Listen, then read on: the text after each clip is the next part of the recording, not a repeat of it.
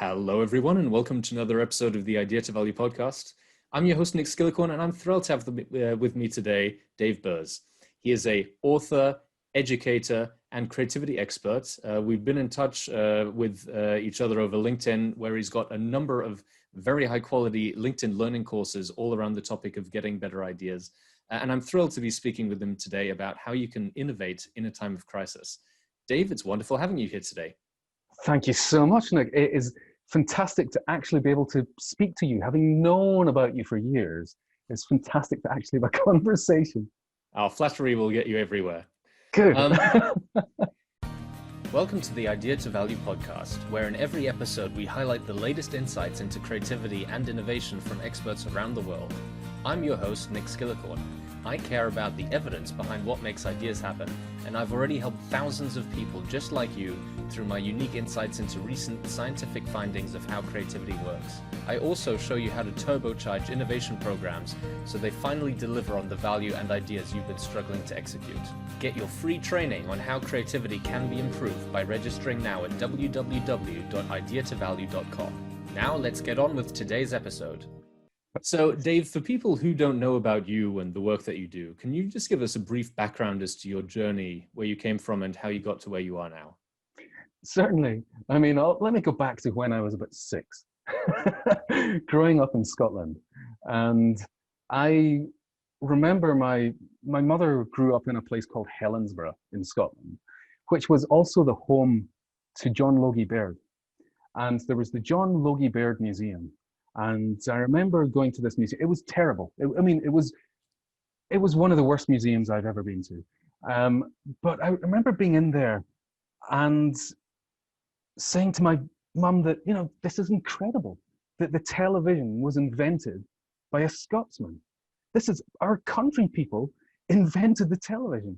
And I was so blown away by this. And my mum said, well, it wasn't just television that was invented by Scots. There was lots of things that were invented by Scots. There was a steam engine, there was logarithms, hypodermic syringes, all sorts of things were invented by Scots. And this really, as a kid, sparked my imagination. I thought, I want part of that. I want to get some of that action. And I became obsessed, I think, as a kid, with the idea of being an inventor or getting involved in innovation or getting involved in ideas. And from that kind of led me through a career path where I did computer programming as my first degree. My second degree was marketing and management. But from while I was at university, I would earn my crust as a musician. So I was a session musician, and I would go to recording studios and I'd play on albums and I'd go on tours with bands. And when I left my second degree, I went to work for a record label as a musician and as a recording engineer. And that was my first job, proper job, really, coming out of university. And it was in the creative industries. And from that, I ended up being a musician on tour with a BBC comedy show that was going around theaters. And one night I was getting drunk with the writers and I started making up these silly songs. And they were drunk and I was drunk and their judgment was impaired and my judgment was impaired. And they said to me, do you want to close the show next week with half an hour of stand-up? And I said yes. I mean, I woke up the next morning with a hangover and this dreadful fear that I had 1 week to write half an hour of stand-up, never having wanted to be a stand-up comedian. But I went for it and ended up doing stand-up, and I was offered a role in this TV show that they wanted me to write a topical song every single week for the TV show. And which show was that? What was it called? It was called Naked Video. Okay. Don't Google that. Yeah, don't Google it now. But back then, there wasn't actually any nudity. Yeah, that's not safe for work Google. Also, my surname's a not safe for work Google. If you misspell it, it is the Jewish term for circumcision. So you have to be careful there. But I ended up doing stand-up, never having wanted to do stand-up. I got offered this part in the TV show the same week that I got offered a job in advertising as a creative. And I thought being an advertising creative meant you were a sit-down comedian. And I thought that that was a bit more stable, not realizing at the time that my job was to shift shit. And my job was to sell stuff, not to be writing 30-second Monty Python sketches on radio. So eventually that kicked in. I got to understand what that was about. And I spent 20 years as an advertising creative, eventually becoming creative director of some of the big agencies in London. And then in 2010, I was like, I'm not enjoying this. The problems I'm being asked to solve are so small. When they're talking about innovation, the innovation is a farce to me. You know, it's innovation that is part of a marketing campaign that will be dead in 3 months. That's not, to me, real innovation where you're solving an actual problem. That's gimmickry. And in 2010, I quit the industry. And I quit the industry because I'd set up a training program within the agency. And as a creative director, your job is generally people come to you with ideas and you go, yeah, I like that. I don't like that. I don't like that. But I want you to take this and I want you to move it in this direction. You know, you're directing people. It's kind of like the clues in the title. And from that, I then discovered, you know, that's actually quite a lot of hard work sometimes, trying to push people in a direction and get back stuff that you think is suitably valuable. And I decided to try this education thing, to do it the other way around. Instead of trying to push people towards the good stuff, I would show people where the good stuff was so they could do the digging themselves. So every couple of weeks, I would do these education programs, these lectures, and they were mandatory for the department to come along. And I discovered immediately that it transformed the work, that people started to, I would give them like downloaded sheets afterwards that here you go, here's the 5 tips if you want to do this well. And it totally transformed the work. And I realized, actually, this is what I'm more interested in, is the power of education. So when I quit the industry, I decided to set up education to educate the advertising industry at the exact time that the financial crisis properly impacted the advertising industry and all budgets were frozen. So for the last 10 years, I've been pivoting, looking very much at education, being open to amazing things that seem to come my way. So I ended up having a TV series in about 2014, 2015, that I wrote, directed, and presented a 6-part series because, well, I don't know, because I was the only one who offered to do it. And then I've written books and I've been doing training stuff. So, I mean, that is maybe a little bit longer than I intended, but that's kind of a potted history from when I was 6 through to when I am almost 49. Absolutely. I mean, it's sounds like a very, not arduous journey, but exciting journey through a lot of ups and downs. But I think that probably fits in quite nicely with what we want to talk about today, which is innovating when times are tough.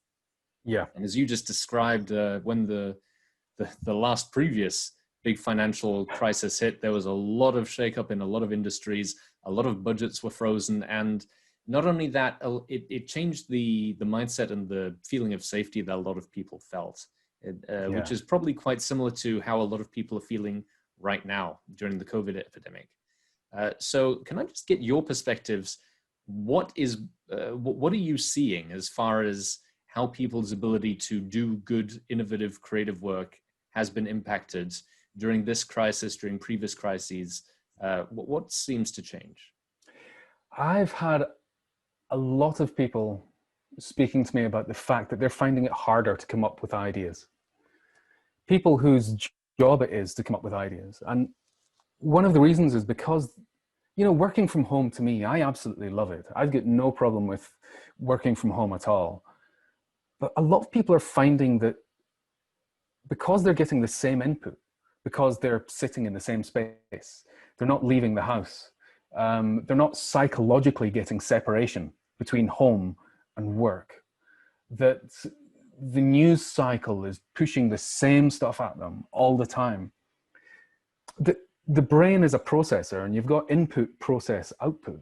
A lot of people think that the way you get better ideas is to change your processing. So they very often ask me, as I'm sure they ask you, for brainstorming techniques. What are brainstorming techniques that can generate ideas? And I'll say to them, yeah, I can show you techniques, but it's not what's going to radically change things. You see, what's more important than the processing is the input. If you've got input that no one else has, you can have output that no one else has. But if you've got the same stuff going into your head, the same narrow, and the problem is that people are getting narrower and narrower input because they've been working from home and not being out there to experience things.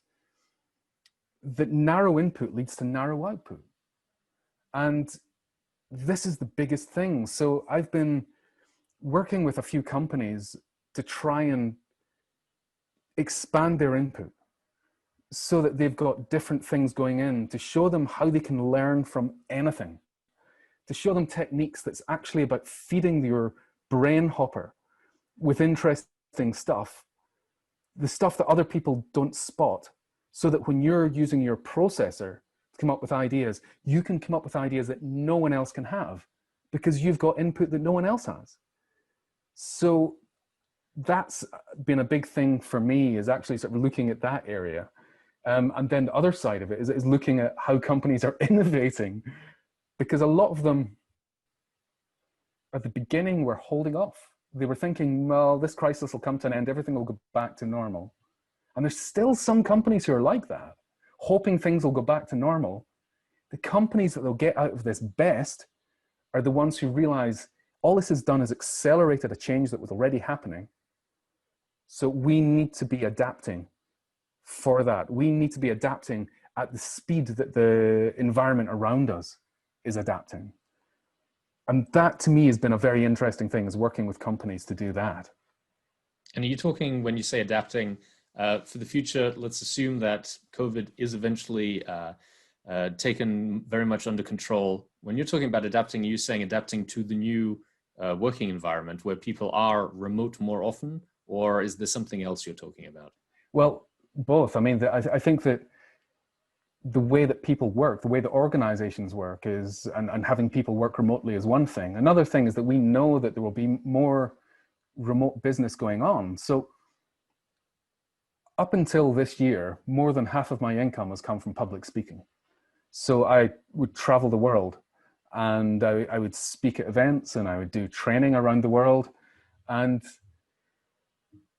I lost all of my business in the space of 10 days, everything that was in my diary when lockdown happened. And I was left with an income of zero, because all of the stuff I would do would normally be in person. So I certainly had to pivot. I had to put irons in fires, and fortunately it's really paid off for me. But there's a lot of companies who think that there will be bums on seats and that they will be flying again to go and see clients. But there's going to be less of that travel, because the travel industry itself is having to adapt and change. The price of flights are going to be going up because there's less flights out there. There will be more acceptance of meetings being held virtually than there was beforehand, because people are used to that, and they can see that they can, in fact, collaborate on Zoom in ways that can be really effective. So there's going to be more remote meetings, more remote presentations. And what I've been seeing is that a lot of companies, all they're doing for presentations is sharing a PowerPoint show on Zoom, where they end up becoming a postage stamp in the corner. And it just saps all of the energy out of the viewing experience. And I've been working with companies to show them how to actually embrace the new technologies, the new possibilities of this kind of remote working and this kind of remote selling and interacting with companies. But I think we're also finding that some industries will probably have to change more fundamentally, because the environment around us is changing. I mean, for example, we do know that theatre will be different after people start going back to theatre than it was beforehand.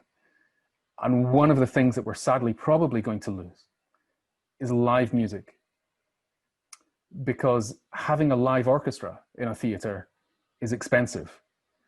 And as people start to go back to theatres, there'll probably be social distancing measures that are in there, which means there's not going to be enough income to employ everyone that used to be involved in the theatre experience before. And there already were moves towards using recorded music. And this becomes the catalyst, sadly, for recorded music to be used in theatre and for the live bands to become something that will be far rarer, the live orchestras. So there are some big changes like that that'll be happening to some industries. And you can resist it. Some people will lose out, it's true. But as industries, you can try and resist it and hope that you're going to go back to normal. Or you can embrace the fact that there's changes and look for the opportunities. And that's the attitude that really right now, if companies aren't doing that, I think they should be worried. Absolutely. I couldn't agree more. I was working with someone today, and we were speaking with some external clients. And traditionally, it was quite an important discussion to make some decisions about the way to go forward. Traditionally, they would have all come in to our office and meet us there. Some people from Belgium, some people from France, some people from around Germany. But because of coronavirus, it had to be done virtually. And we were effectively forced to try and think, okay, what we would have traditionally taken 8 hours for a full day meeting, we now need to compress into about 2.5 hours, because you can't pay attention for longer than that during an online webinar. How can we still get all of the important decisions made? How can we communicate the important, valuable insights and pieces of information? And how can we do it in such a way that people stay engaged and stay interested the whole time? So we actually found today's session to work really surprisingly well, and we got everything done that we needed to do. But what sort of insights do you have for how companies can get similar value out of the new way of working? Yeah, well, I mean, if we're to talk about workshops, I mean, workshops, I do a lot of workshops. I love doing workshops. And, you know, there is this thing where I could very often do a full day workshop with a client. And you've got a certain amount of flexibility there. There's a certain amount of padding that you've got, that because you know that conversations can go in certain directions. But the way that it generally works is the assumption that people turn up and then you start doing the work. And then when it's time to go, you stop doing the work. And I shatter that assumption when it comes to doing stuff online. I expect people to come to the workshop having done some stuff. So I give pre-work. So the pre-work gets people's minds in the right place. It gets them coming to a session with ideas that we can discuss and develop. Then during the session, I don't have anyone, I split it up into 1.5 hour chunks, because I think that people really struggle beyond that to stay involved. So I'll very often, if it would be a 1 day face-to-face, I'll take it down to a half day, and I'll do it as 2 1.5 hour sessions. So there's pre-work beforehand, the first 1.5 hour session, and then I'll give them about an hour with a little bit of work to do during that hour by themselves. And then another 1.5 hour session. And then I'll take the work afterwards and do some stuff with it to present back. But the way that I do it is I work out what the output is that we need. So I start with the output, going, what is my dream document that I get out of this? And then I design the sessions within the workshop to deliver the stuff that I need in that document. And in fact, the way I very often do it is we get people working collaboratively in Google Docs or Google Slides. I have done it in Word, but I absolutely hate it. Word doesn't work well when people are trying to collaborate on it at the same time. It starts glitching and freezing on people's systems. So I hate it when I have to use Word, but you know, you can. But Google Docs are just brilliant for this, and Miro as well. And getting people, you basically design what your output slide would be that you would want, and then use that for the thing for people to fill in. So in many ways, what I'm finding is the way that I'm designing these remote workshops, it takes away so much of the work afterwards, because people are filling in the designs as you go.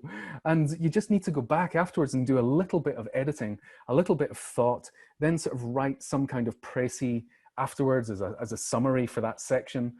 It's so much easier than the way that I had been doing it previously, as like full day sessions in person, having post-it notes up on the wall. I'm finding there's much, much better ways of doing it.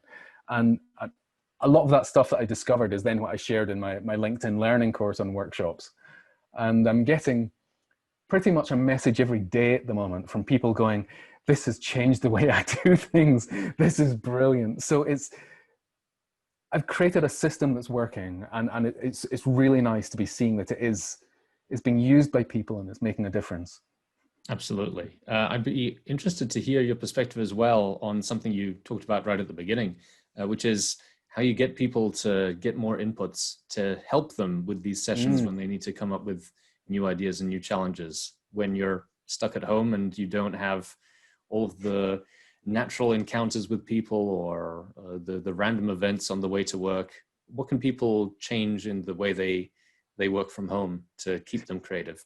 There's a few things, and a lot of it is attitude and curiosity. So what happens is we end up, as if you've read Daniel Kahneman's Thinking Fast and Slow, of course, you'll know that, so, about 80% of our decisions are made unconsciously using heuristics, and very few of them are conscious decisions that have required the application of our mental capabilities.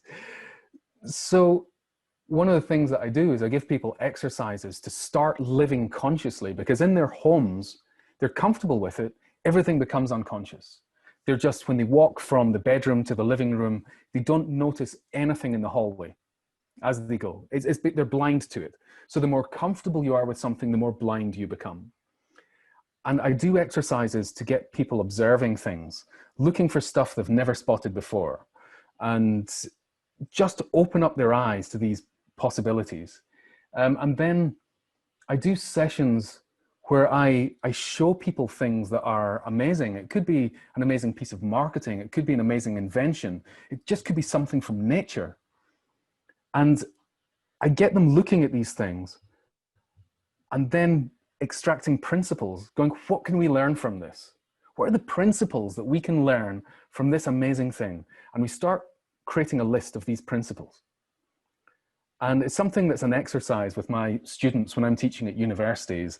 I get my students to do this in the back of their moleskins or in the notes part of their phone. Just to constantly, whenever they see something that's great, they have to note down at least 3 things they can learn from it. And then from these principles, I show them how they can use these principles to force their mind to think in different directions, to come at it from different perspectives, to look at new opportunities. Because most people just think directly and think that if you just hit it with brute force thinking, you will break it. And that's just stupid. It doesn't work that way. You need to come in from different angles. That's what lateral thinking is all about. It's not the literal straight on. Lateral is coming from the side. So it's about finding a problem and coming at it from different angles. So a lot of what I do is I give people prompts to start looking at it from a different perspective. And that just breaks everything down. And people find that they can then start just coming up with ideas that they wouldn't normally have, that they've got a freshness to their approach, and the ideas will generally start to come. So if you put in the right, it's about this attitude for curiosity, to start absorbing stuff and working out what you can learn from it. And then it's about applying that in a way that can allow you to come up with ideas you wouldn't normally have.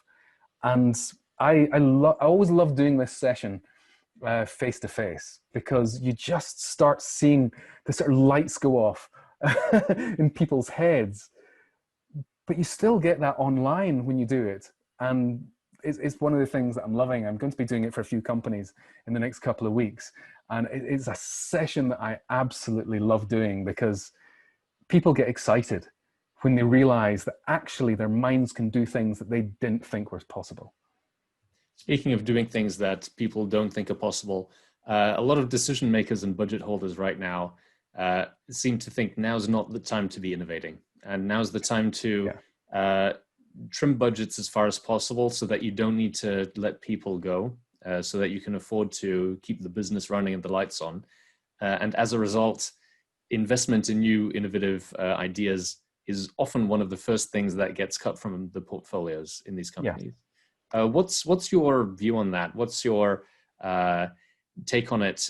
Is it actually the right time to focus on keeping costs low, or is it possible to still keep innovating during times like these? I love a study that was done by HBR after the 2008 crisis. And they looked at how companies dealt with it and then how successful they were afterwards. So they split companies into 4 different groups. The first group were people or companies that cut their costs more than average in their industry. The second group of people were people who spent on new activities more than average in their industry. So doing new marketing stuff, investing in innovation, opening up new departments, you know, all these kind of like growth things. The third one was companies, who did both. And then the fourth were companies that did both, but they didn't lay off staff. So the third was companies that did both and laid off staff. The fourth one was companies that did both, but didn't lay off staff. And what they were measuring was, did these companies end up being more than 10% successful afterwards than they were beforehand? What percentage of them were more than 10% successful afterwards than before? So the companies that were the cost cutters, they cut costs more than average in their industry, were 19% of them were more than 10% more successful afterwards than they were before coming out of it. 19%. That's, you know, it's actually not bad. But that was the worst of the groups. It went up. So the companies that invested rather than cut costs were a bit more successful, only marginally, but a bit more successful. The companies that did both were more successful still. They had a balance.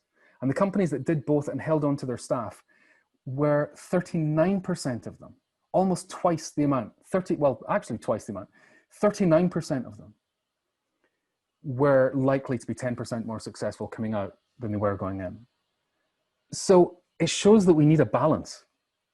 And it shows that it's actually important. Your people are so important to your business. They are your assets. And you know, there's a lot of people in this sort of creativity and innovation field, and I've seen this a lot from my old industry of advertising. People saying, now is the time to spend, and it's like, yeah, to an extent. But for you, to save your industry. Exactly. It's packed full of self-interest. And it is this pragmatic approach of actually having a balance where you look at places that you can cut costs. And then from cutting those costs, you look at how you can spend more in other areas that are the opportunities. And it's identifying those areas really is what leadership should be looking at right now. So a lot of them, when we're talking about cutting costs, we're cutting like pipeline costs. So actually for the supply of our stuff, how do we cut the costs of that? So in many ways, they were passing this on to their suppliers and their partners. So that was kind of the approach. And I think that that's very sensible. But any company that's still just trying to hold on without making changes, it's just madness. There's quite a few companies that I've spoken to who've been looking at innovation, and they've been talking about it quite sincerely from the leadership. And it's like, yeah, I mean, this is good. We can certainly do this. We can look at innovation programs. But there's things that we also need to put in place. And one of these things is budget and resources. Because if we don't have budget and resources there, none of these ideas are going to happen. So you need to have that set aside, be ready to go. And the other thing is, it's not just about ideas.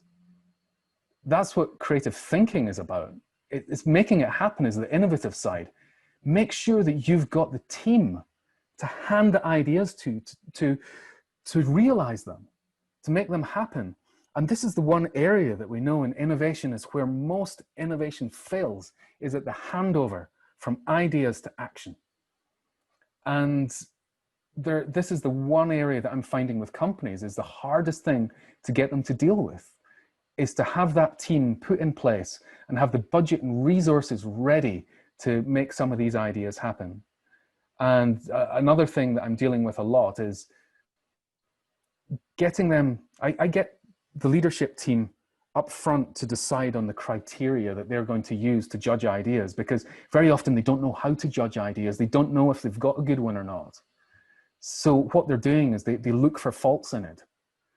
But when you put aside a pot of money and resources that are there with the intention of spending on that, it changes your attitude to it. And if you understand the criteria and you define the criteria at the very beginning, that this is how we will define what makes a good idea, it means that they can judge it without going, I don't know what it is that's not right about it, but I just don't like it. You know, those kind of ways of judging, which is how so many ideas die, because people just feel some internal discomfort. But if they have criteria that they've agreed to at the beginning, that we apply at the end, they've already agreed to it. And if you can say, look, this hits all of these criteria in these ways, it makes it much easier for them to say yes, to then have that handover phase and the budget ready to make it happen. So that's a lot of the bigger issues I've been dealing with leadership in companies to try and get them ready for innovation. Just saying you want innovation isn't enough. Absolutely. You actually have to put things in place. You need to have a framework in place and actually the resources behind it to support it. Yeah. Dave, I think we could keep talking for hours and hours and hours on this topic. So let's do it again. But we're coming up to the end of the interview. If people want to find out more about you, your insights, the work that you do, what's the best place they can go to find out more? I'm ridiculously Googleable. There are, I think, 5 Dave Birsses in the world. We all got in touch with each other a few years ago. So unless another one's been born in the last few years, then there's probably just 5 of us in the world. And I own Google for my name. So you can just Google me, but you'll be able to find out more about me on my website, which is just my name, davebirss.com. And you'll be able to see my LinkedIn Learning courses as well. So if you've got subscription for LinkedIn Learning, just search for me on there. You'll find some of my courses. And I hide under my own name on social media. So just type it in, just an @ and my name. It's Dave, not David. And Birss, not the Jewish term for circumcision. Yeah. If you spell both of those right, we're in a good place. You'll find Perfect. And just in case you can't spell, I'll get the links down in the description below. Dave, it's been wonderful speaking with you, and I look forward to speaking again with you soon. Fantastic. Thank you so much, Nick. And thank you to anyone that's made it to the end of this. You're a champion. Thank you so much for listening. If you liked it, please like, share and subscribe, and leave me a comment about what you thought and what you'd like to see more about. If you want to take your creativity and innovation capabilities to the next level, then invest in yourself with the premium training only available at ideatovalue.com. These exclusive training modules have all been put together by me, Nick Skillicorn, and have been used by thousands of artists, innovation leaders and CEOs to become better at understanding the source of their creativity and executing on their innovation ambitions. And there is no risk to you, as they're backed by our money-back guarantee. Now, don't forget to go out there and make your ideas a reality. See you again soon.